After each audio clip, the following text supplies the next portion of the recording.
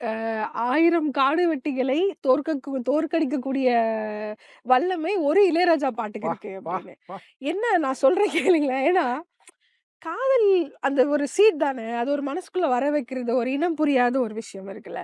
அப்போ ஓ கங்கை அமரன் எழுதின பாட்டு ஒண்ணு. அது தெற்கு தெரு மச்சானே வடக்கு தெரு வண்ணக்கிளின்னு ம், ஒரு இது. ம். 2 கிராமத்துக்கும் சண்டை சார். 2 கிராமத்துக்கும் சண்டை. முரளியும் இன்னொரு ஹீரோயினும். என்ன சண்டைன்னா, இந்த கிராமத்துல இருக்கவங்க, அந்த கிராமத்துல இருக்க போக்குவரத்துல. பட்டியலின சமூகம்ல யாரும் லவ் பண்ணக்கூடாது. ஓ! இவங்க வந்து வடக்கு தெருல இருக்கவங்க வந்து மேல் ஜாதி. என்ன சண்டைன்னா, இந்த பாட்ட போட்டு எங்க பெண்கள அவங்க மயக்குறாங்க. அப்பா!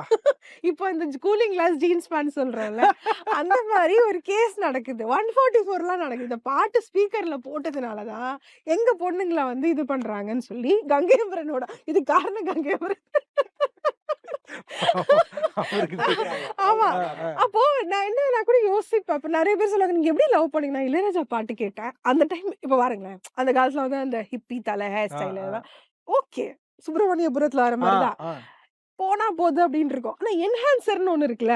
அந்த சிறு பொன்மணி அசையும் பாட்டு கேட்டோனே இல்லாத காதல் கூட வந்துரும் அப்படிங்கிற ஏத்தி மாரி. விட்டுற வேலை. ஆ ஆமா. ஏத்தி விடுற வேலைய வந்து இளையராஜா பாட்டு வந்து நெறைய ஊத்தி விடுற வேல மாரி, ஏத்தி விடுற வேலை இளையராஜா பாட்டு. அப்படி